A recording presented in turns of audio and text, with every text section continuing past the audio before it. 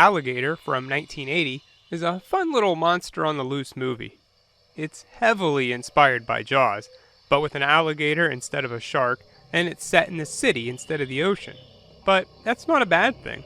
Don't get me wrong, this is no Jaws, but take it for what it is, and it's a fun little movie. The film opens up in a tourist trap alligator show, where one of the handlers gets attacked. They're real. By the way, folks, you can get your own genuine Florida baby alligator and other Seminole souvenirs at the concession stand in the lobby. Okay, you can get yourself a genuine alligator. A little girl seems to have a genuine interest in alligators, so her parents buy her one. Come on. Oh, they're good. I'll call him Ramon. Yeah. Cute. I'm gonna get rid of it.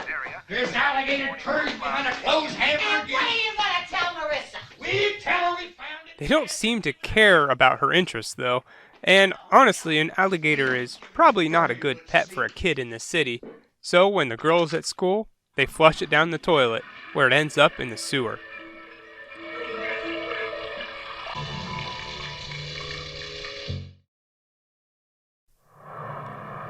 "12 years later, and we meet the main character, David. He's a detective for this city, and he's going bald. That's not really important, but they sure do make fun of him a lot for it. What are you looking at? The patch on the back, the thinning of the front, you know what I mean? Same thing, same thing. You ought to see a hairstylist. They let your hair grow down and then whip across. Nobody will be able to see it. I'm fighting male pattern baldness. I'm a little sensitive on the subject, and I hope you don't mention it again.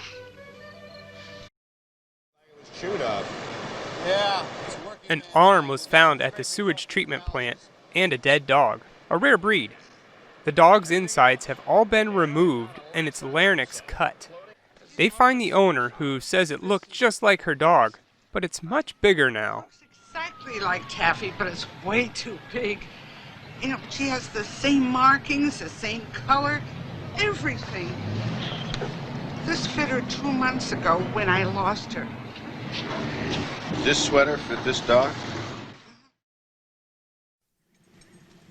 A pet store owner is stealing dogs right off the street and selling them to a pharmaceutical company. This company is testing hormone treatments on dogs. When the dogs die, the pet owner just dumps them in, where else? The sewer.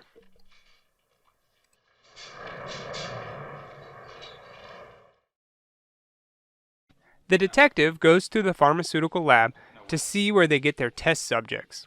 While there, he notices that all the dogs are pretty quiet and don't bark. The scientist informs him that all the dogs' larynx have been cut to keep the place quiet. What a dick! Put some headphones on or something, but don't cut a dog's voice box out just to get some peace and quiet. Helps keep the noise level down. It does.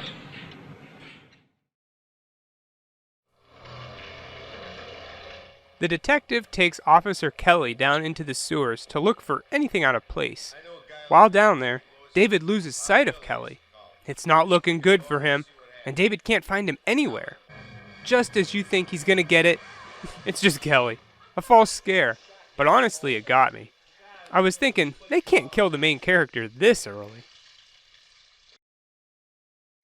Eventually, the two men are attacked by a giant alligator. They run away from it, but can't get the manhole cover open. David pushes with all his might, but it's no use, and Kelly gets eaten alive.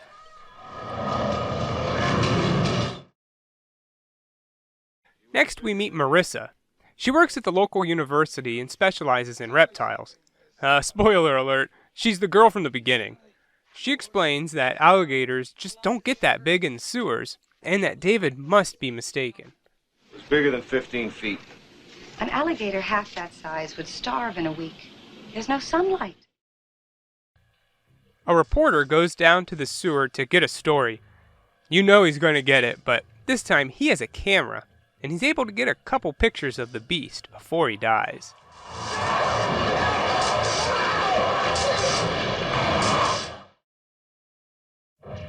Some kids are playing on the street, and the alligator bursts through the sidewalk. Now the creature is topside and roaming the city streets.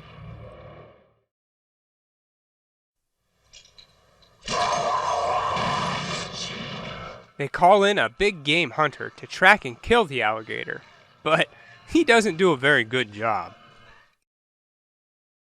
David and Marissa go to the lab and find out that the alligator is so big due to a hormone from, surprise, surprise, the dogs that have been dumped in the sewer. In some cases, it'll make little dogs into big dogs. I put my money on somatropin, but if they've been throwing test animals down the sewer for years, there's no telling what combination our friend's been exposed to. David figures out that the owner of the pharmaceutical company, Slate, is friends with the mayor. He's starting to get to the bottom of a conspiracy, but then he gets fired. You're off the force. What are you talking about? David packs up his things, but before leaving, he steals some explosives from the evidence room.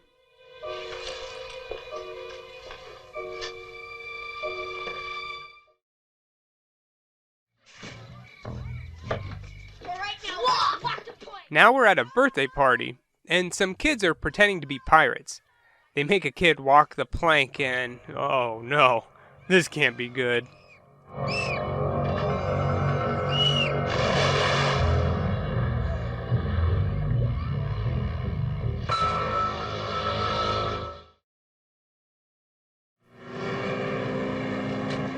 The police spot the alligator in a lake and fire at it, missing. But if you didn't think this movie took inspiration from Jaws, you will now.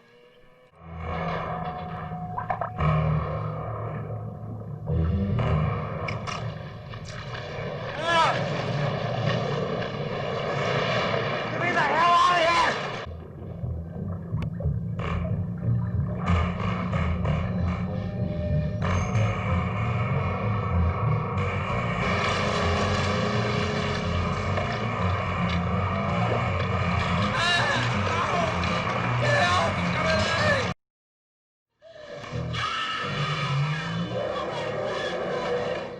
The alligator is headed right towards Slate's mansion, where there's this big wedding.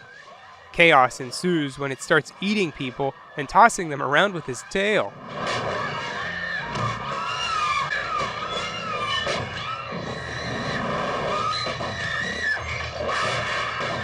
Slate locks the doors so the mayor can't get in, and the mayor gets eaten.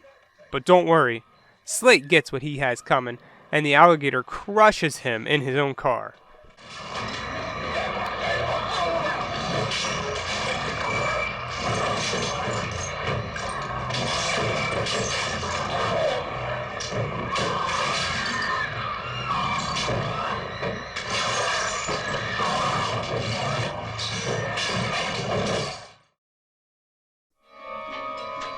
David and Marissa show up just in time to see the alligator wander back into the sewer. You're right.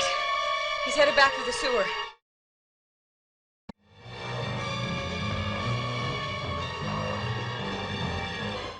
Armed with the bomb, David goes down into the sewer, the alligator following him, and David leads it right to an area filled with methane gas. He sets the bomb, and he gives himself 2 minutes to get out.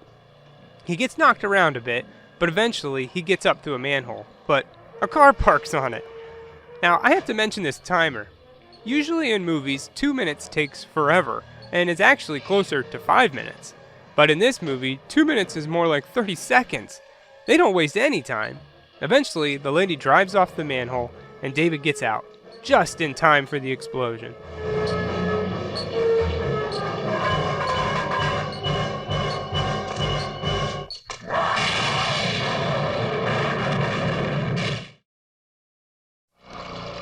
In the end, we see another baby alligator flush down the drain, and the cycle starts all over again. Moral of the story? Don't flush your pets down the toilet. Mom, you remember that goldfish we flushed down the toilet? He wasn't dead. Honestly, alligator isn't too bad. I was thinking for a while that Marissa was going to recognize the alligator as her pet from 12 years ago, and they were going to have a heart-to-heart or something. I'm really glad they didn't do that. In fact, Marissa doesn't even see the alligator at all throughout the whole movie. Don't expect much with Alligator and you'll have a good time. The special effects weren't awful. Yeah, sometimes it's animatronics, Sometimes it's a real alligator on a miniature set, but it's better than the CGI they use now. The characters are likable and funny, and the plot is paced great. You know what you're going to get with a movie like this, though. Giant alligator eats people, panic ensues, balding hero saves the day. Speaking of balding hero, I wonder what he looks like now. Did he go fully bald?